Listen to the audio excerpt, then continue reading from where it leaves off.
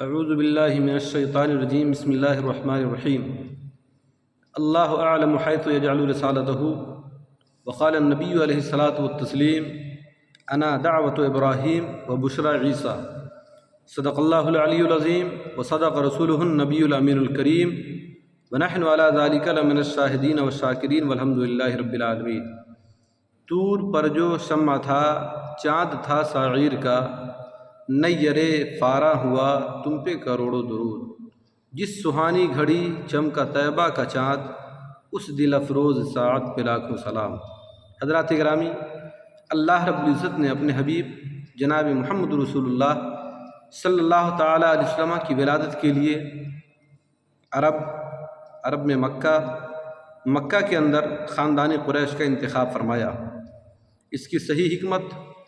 اور اس کا صحیح فلسفہ اللہ رب العزت کو معلوم ہے۔ ہم انسانوں کی عقلیں کتنی ہیں کہ اللہ کی حکمت تک پہنچ جائیں، لیکن جو وجوہات بیان کی گئیں، جو حکمتیں اس کے اندر موجود ہیں، وہ چند ہیں۔ سب سے بڑی بات یہ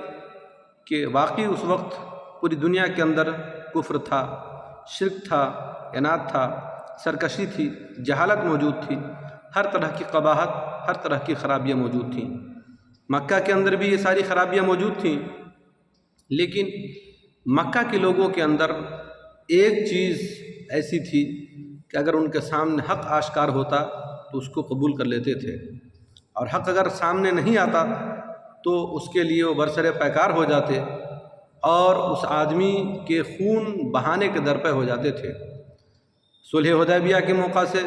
عمرو بن سہیل کا قول کہ اگر معلوم ہوتا یا رسول اللہ کہ آپ اللہ کے رسول ہیں تو ہم آپ کو بیت الحرام سے نہیں روکتے اور نہیں آپ سے قتال کرتے۔ یرموک کے موقع سے حضرت اکرمہ رضی اللہ تعالیٰ عنہ کا قول، یہ ساری چیزیں بتا رہی ہیں کہ عرب کے لوگ بہت سادہ لوح تھے، ان کے سامنے اگر حق آ جاتا تو اس کو قبول کر لیتے تھے۔ گویا اللہ رب العزت نے اپنے حبیب صلی اللہ علیہ وسلم کو حقانیت کا مجسمہ بنا کر پیدا فرمایا تاکہ لوگ ان کو دیکھیں، ان کی حقانیت کے قائل ہوں تو اس کو قبول کرنے کے لیے پشو پیش نہ ہو۔ دوسری وجہ یہ کہ جب چاروں طرف برائیاں تھیں، چاروں طرف خرابیاں تھیں، چاروں طرف قباحتیں تھیں،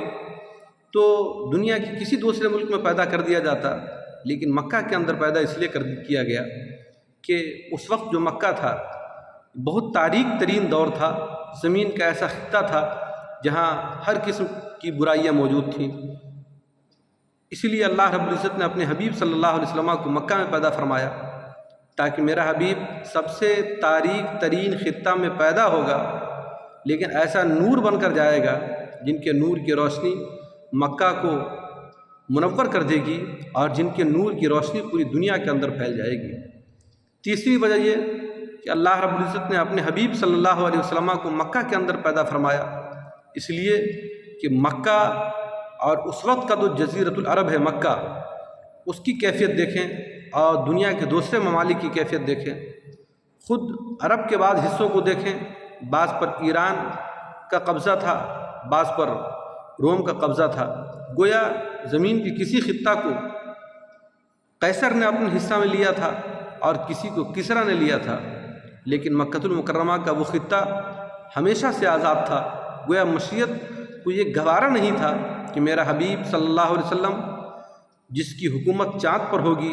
جن کی حکومت ستاروں پر ہوگی، جن کی حکومت سورج پر ہوگی، جن کی حکومت پتھروں پر ہوگی، جن کی حکومت شجر پر ہوگی،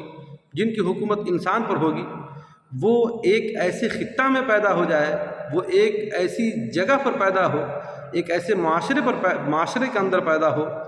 جس کے گلے کے اندر غلامی کا طوق ڈالا گیا ہو، جس کے قدموں میں غلامی کی زنجیر ہو،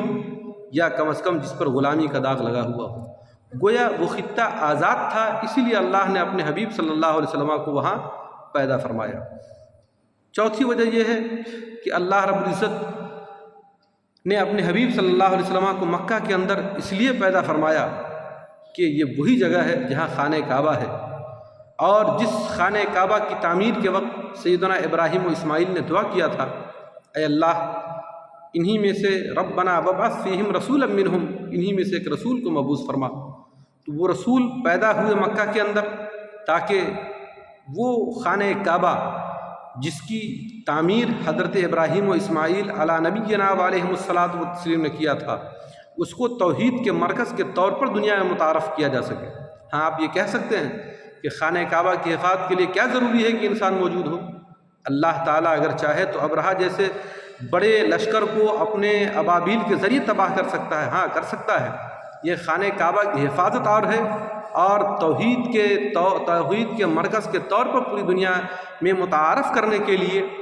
پیش کرنا ایک الگ بات ہے۔ اسی لیے اللہ رب العزت نے اپنے حبیب صلی اللہ علیہ وسلم کو مکہ کے اندر پیدا فرمایا تاکہ میرا حبیب مکہ کے اندر پیدا ہو اور خانہ کعبہ کو پوری دنیا کے اندر توحید کے مرکز کے طور پر متعارف کرنے کے لیے کافی ہو جائے۔